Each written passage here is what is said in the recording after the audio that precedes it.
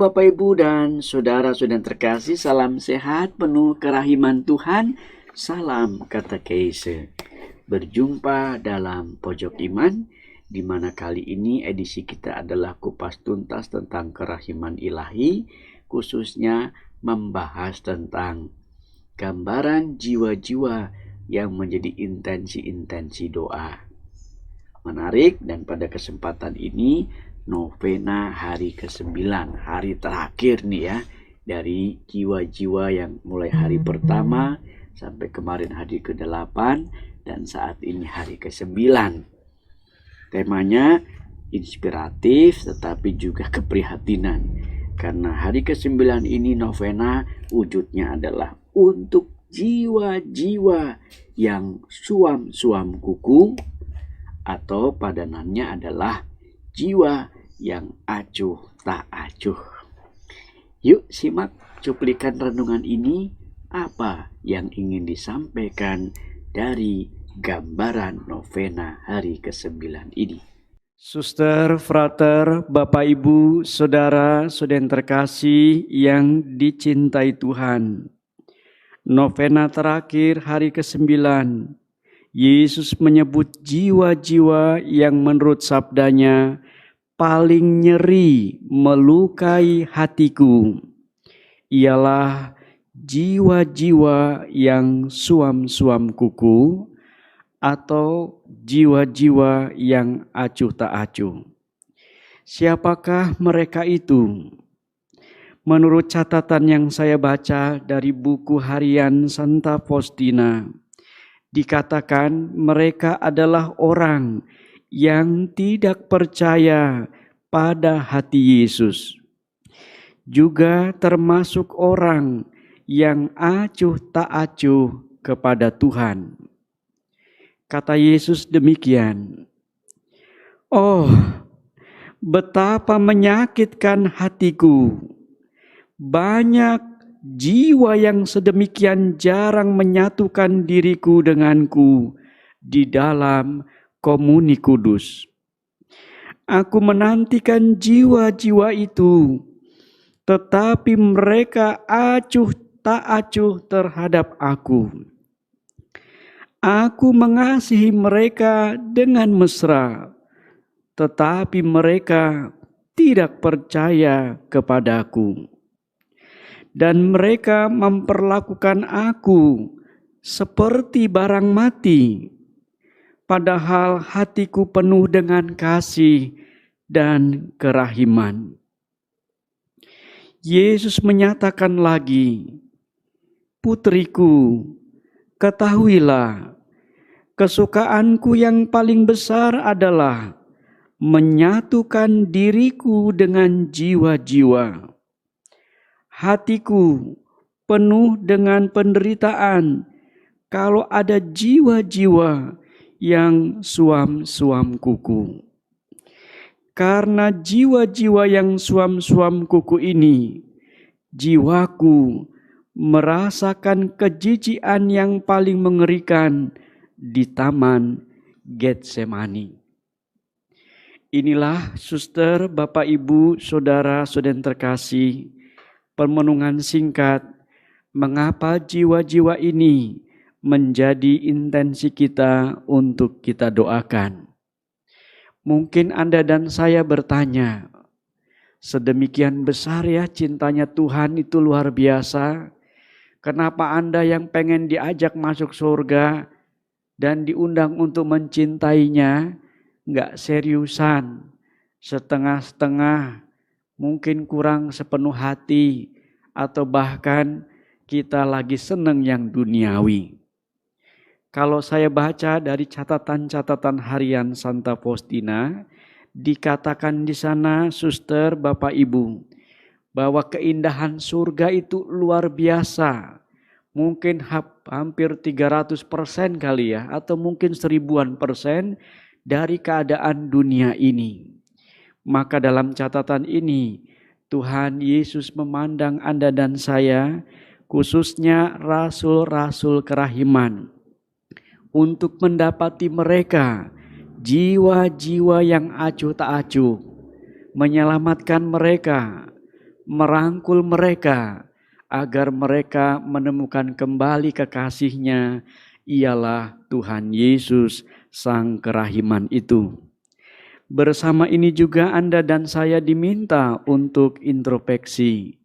Baik saya sebagai imam, frater-frater juga yang komunitas jelas pengen tertuju, pengen menjadi pastor. Tapi kadang-kadang mereka lirik kiri kanan dengan kemalesan, lirik kiri kanan dengan wanita-wanita cantik misalnya, ya kan? Lalu mudah tergoda, nggak belajar menyelesaikan tugasnya, akhirnya drop, dan akhirnya mereka mundur dari pengalaman imamat. Nah, ini hati Yesus sedih sebetulnya. Harusnya kan sekali pandang fokus, mencintai Yesus, mau jadi imam, jadilah seperti yang sudah seharusnya. Amin, amin. Ini refleksi para frater. Refleksi para suster saya nggak berani ngomong karena saya bukan susteran. Kalau refleksi bapak-bapak, di sini ada banyak bapak-bapak, misalnya Bapak Titus bisa, Bapak Bona bisa, Bapak siapa lagi nih, ya kan, Gerald, Bapak Kelly bisa ya, silahkan berseringkan.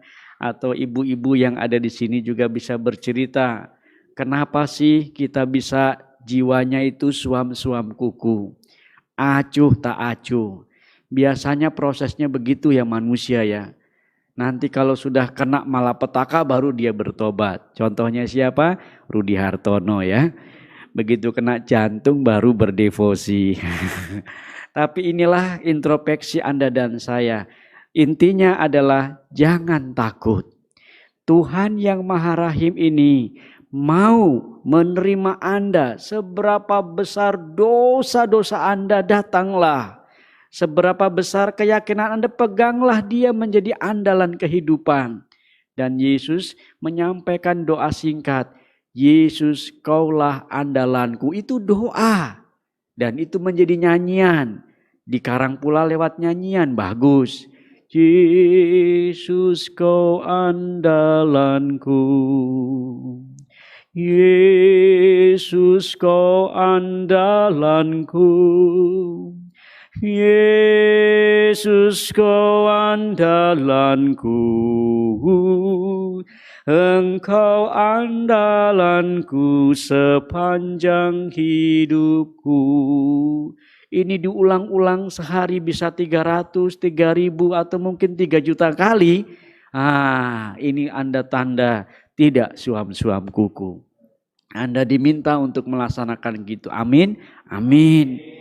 Ini doa yang handal, terus terang ya, kalau saya bubuhi satu sharing, saya waktu serangan jantung itu hanya ingat kalimat Jesu ufam tobi. Saya nggak ngerti artinya, Jesu ufam tobi, nggak ngerti pula, pokoknya Jesu ufam tobi. Ini bahasa keren, yang penting ada Jesunya lah ya kan. Pasti ini Tuhan Yesus ya kan. Padahal ini adalah bahasa Polandia. Saya waktu tahunya bahasa Spanyol. Ini tak bawa terus sampai ke rumah sakit itu terus. Dan terus menerus ketika serangan. Dan ternyata itu doa dan seruan. Dan doa itu singkat, padat, mengena di hati. Dan rupanya kalau saya lihat dari buku-buku catatan harian, oh aku gak salah alamat mendoakan itu. Kenapa? Karena ternyata itu doa yang diwariskan Tuhan. Doakan itu, Faustina, pasang itu kalimat di depan. Itu adalah doa singkat yang kalau orang menyerukan terus-menerus, aku akan mendengarkan dan mengabulkannya. Bapak, Ibu, Saudara, saudara terkasih, saya percaya Anda dan saya tidak suam-suam kuku. Yuk cari jiwa-jiwa yang suam-suam kuku, acuh tak acuh, doakan. Buatlah silih, mati ragalah, berpuasalah, mumpung Anda masih diminta menjadi rasul-rasul kerahiman. Selepas novena ini, jangan lupakan doa pukul 15.00. Jangan lupakan doa koronka, itu inti dari devosi kerahiman. Dan yang terpenting, hidup baik, jangan lupa seimbang antara kata, sikap, dan perbuatan. Jangan lupa juga berbuat bela rasa untuk sesama kita. Kalau kita melaksanakan semuanya itu, hari ini kita boleh merasa bahagia, dan besok pada pesta kerahiman ilahi kita boleh menerima indulgensi yang luar biasa. Penghapusan dosa dari yang pernah kita lakukan, penghapusan juga atas hukuman efek dari dosa-dosa. Itulah indulgensi. Dari keyakinan ini, mari kita bawa dalam novena kita. Nah, Bapak Ibu saudara yang terkasih, sudah kita lihat ya beberapa catatan kecil mengenai gambaran jiwa-jiwa yang suam-suam kuku ini. Ini keprihatinan yang sangat dalam karena di situ digambarkan oleh Tuhan Yesus jiwa-jiwa yang suam-suam kuku. Dan di sini disebutkan Yesus menyebut jiwa-jiwa yang menurut sabdanya paling nyeri melukai hati Tuhan, yaitu jiwa-jiwa yang suam-suam kuku. Sudah dijelaskan tadi ya, kenapa mereka begitu suam-suam kuku ya. Dan dalam catatan ini dijelaskan loh dalam buku hariannya Santa Faustina.